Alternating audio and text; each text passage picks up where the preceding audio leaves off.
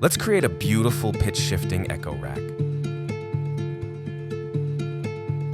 Start with the pitch hack and adjust it slightly. Use EQ, echo, and reverb to add dimension in the sound.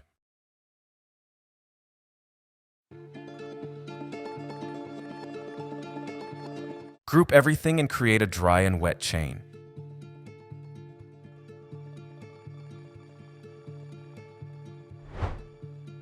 Map volume, recycle, reverse, and reverb to the macros.